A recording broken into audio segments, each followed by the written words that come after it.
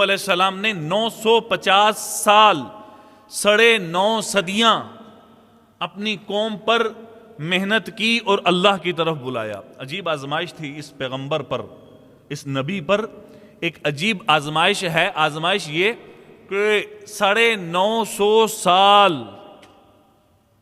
اس امت کی ٹوٹلی طور پر عمر، اوسط عمر وہ 60 سے 70 برس ہے، 60 سے 70 برس ہے۔ کوئی 70 سال سے آگے بڑھ گیا ہے تو وہ بونس پہ چل رہا ہے،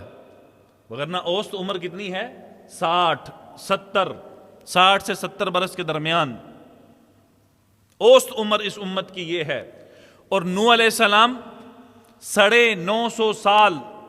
صرف قوم کی ہدایت کے لیے کوشش کر رہے ہیں، محنت کر رہے ہیں، اور یہ نبوت ملنے کے بعد کا عرصہ ہے، یاد رکھیے گا۔ میں پہلے بھی کئی دفعہ عرض کر چکا ہوں، نوح علیہ السلام کی عمر 1050 برس تھی، 1050 برس، 40 سال کی عمر میں نبوت ملی۔ وَلَبِثَ فِيهِمْ أَلْفَ سَنَةٍ إِلَّا 50 عاما، اور پھر قوم کی ہدایت کے لیے، اپنی قوم میں محنت کے لیے 950 سال کام کیا۔ 950 سال یہ، 40 وہ، اور پھر 60 برس جب قوم کے اوپر عذاب آیا،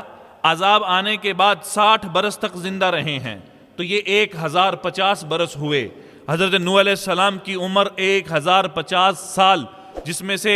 1 صدی نکال دیں تو 950 سال صرف قوم کو اللہ کی طرف بلانے میں گزارا ہے، صرف قوم کو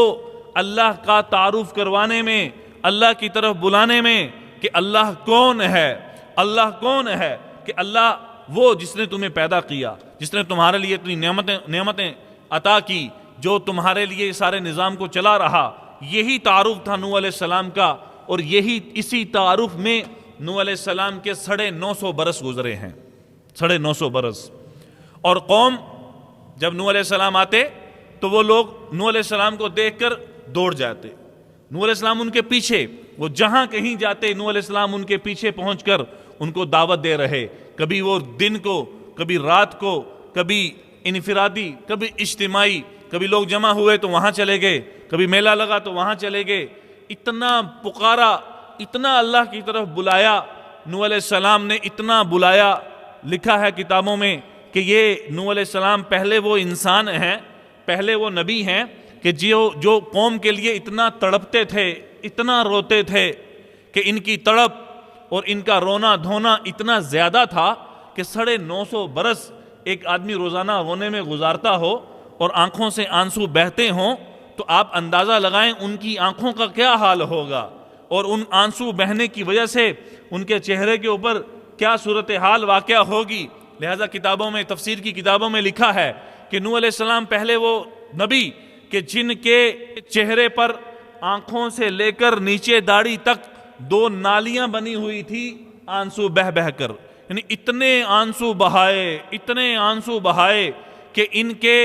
چہرے پر 2 نالیاں بن چکی تھی۔ آدم علیہ السلام کے بعد نوح علیہ السلام کے چہرے پر آنکھوں کے نیچے آنسو بہنے کی وجہ سے 2 نالیاں بن چکی تھی، اتنا روتے تھے۔ اللہ سے مانگنا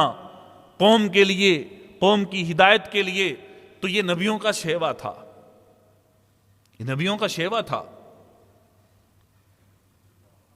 تڑپ، ایک بے چینی، بے قراری، اندر ایک غم، اندر ایک غم تھا جو ان کو بے چین اور بے قرار کر کے رکھتا تھا کہ میری قوم کے لوگ جہنم کی آگ سے بچ جائیں۔ آپ کو پتہ ہے نوح علیہ السلام کا نام، حضرت سیدنا نوح، حضرت نوح علیہ السلام کا نام، تفسیر جلالین ایک بڑی مشہور تفسیر ہے، اس میں صاحب جلالین ایک روایت لے کر آتے ہیں کہ نوح علیہ السلام کا جہاں تذکرہ ہوا تو وہاں وہ روایت لے کر آئے کہ نوح علیہ السلام کا نام عبد الغفار تھا، عبد الغفار۔ ایک روایت عبد الستار کی، لیکن واضح زیادہ روایات وہ عبد الغفار، غفار کا بندہ۔ لیکن نوح، اور نوح کا معنی اردو میں کیا ہے؟ نوح کہتے ہیں نوحہ کرنے والا، جو رونے میں انتہا کو پہنچا ہو کہ اپنے آپ کو نوچنے لگے، جیسے نوحہ کرنے والی عورتیں بین کرتی ہیں اور بین کرتے کرتے اپنے آپ کو نوچتی ہیں، اس کو کہتے ہیں کہ یہ نوحہ کرنے والی عورتیں ہیں۔ نوح علیہ السلام کی تڑپ، ان کا رونا دھونا، ان کا اللہ کے سامنے گڑ گڑانا اور تڑپنا اور رونا اتنا زیادہ تھا، اس قدر رویا کرتے تھے کہ نوح کا نام، حضرت نوح علیہ السلام کا نام انہی کی قوم نے عبد الغفار کی جگہ نوح رکھ دیا، ان کو نوح کہنا شروع کر دیا۔ یہ ہیں نوح علیہ السلام، حضرت نوح علیہ السلام، تڑپ، قوم کے لیے بے چینیاں، رونا دھونا اور مانگنا، اللہ کے سامنے شکوے۔ تو یہ نبیوں کا شیوا تھا، نبیوں کا شیوا، انبیاء کے اندر تڑپ کہ ان کی قوم، ہر نبی کی چاہت کہ میری قوم کا کوئی فرد جہنم میں نہ جائے۔ اور آزمائش ایسی تھی کہ 950 سال کام کرنے کے بعد، 950 برس،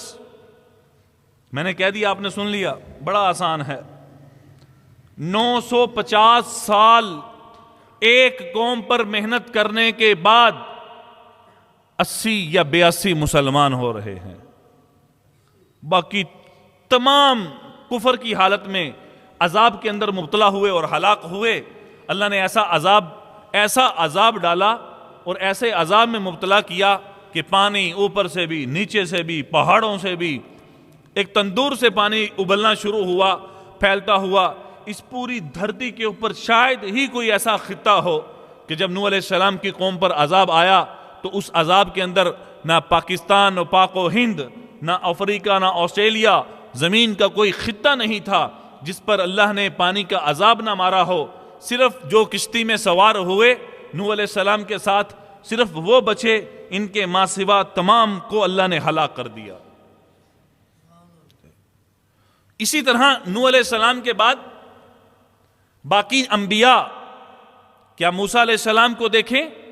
حضرت صالح علیہ السلام ہوں یا حضرت شعیب ہوں، وہ ابراہیم ہوں، وہ اسماعیل ہوں، وہ حضرت عیسیٰ ہوں یا موسیٰ ہوں، کوئی بھی پیغمبر اور رسول، آپ ان کے تذکرے حدیث میں، قرآن میں پڑھیں اور دیکھیں تو آپ کو ایک ہی چیز نظر آئے گی کہ قوم اپنی قوم کے لیے تڑپے، دعوت دی، محنت کی، جو مسلمان ہوئے بچ گئے، پھر انہی کی بددعا پر اللہ نے ان کی قوموں کو ہلاک کر دیا کہ ان سب کی قومیں تباہ یافتہ قومیں، عذاب میں مبتلا قومیں، کہ یہ نبیوں کی بددعا کی وجہ سے ہلاک ہوا کرتی تھی۔ اللہ نے سب کو ہلاک کیا۔ ایک پیغمبر، ایک رسول کہ جس کو عرصہ نبوت کا بڑا قلیل دیا گیا، بہت کم عطا کیا گیا، 23 برس عطا کیے گئے، اور انسانیت کا سلسلہ جب تک ہے، یعنی قیامت تک کا وقت اللہ نے ان کو عطا کیا، اور انسان پوری دھرتی کے اوپر بسنے والے انسان کہ اللہ نے سب کی طرف ان کی رسالت کو اور نبوت کو، جب ان کے رسالت اور نبوت کا اعلان ہوا، وجہ کہ آخری پیغمبر ہیں حضرت محمد مصطفیٰ صلی اللہ علیہ وسلم، اتنا عظیم کام لے کر، اتنے عظیم مشن کی دعوت دے رہے کہ جس دعوت پر امت کو تیار کر رہے، انسانیت کو اس دعوت کے اوپر کھڑا کر رہے، اس مشن پر لا رہے، اور وہ کیا تھا؟ لا الہ الا اللہ۔ وہ کیا تھا؟ لا الہ الا اللہ، لا الہ الا اللہ، لا الہ الا اللہ، یا ایھا الناس قولوا لا الہ الا اللہ تفلحون۔ چونکہ سارے نبیوں کی دعوت کی ابتدا ہی یہیں سے ہو رہی، ہر نبی کی دعوت لا الہ الا اللہ سے شروع ہوتی تھی۔ لا الہ الا اللہ، کلمہ توحید، لا الہ الا اللہ، یہ توحید کا کلمہ جس نے آ کر سب کچھ ختم کیا، اور خدا کے ماں سوا، کہ ایک اللہ ہے، اللہ کے ماں سوا کوئی کچھ نہیں۔ مخلوق، سورج، زمین، آسمان، انسان، جنات، فرشتے، اللہ کے ماں سوا ساری دنیا کی مخلوق، وہ نفع دے، وہ نقصان دے، وہ بیماریاں ہوں، وہ صحت ہو، وہ زندگی ہو، وہ موت ہو، خدا کے علاوہ کوئی کچھ نہیں کر سکتا سوائے اس کے اذن، سوائے اس کے حکم سے۔ یہ تھی توحید کی دعوت جو ہر نبی لے کر آیا۔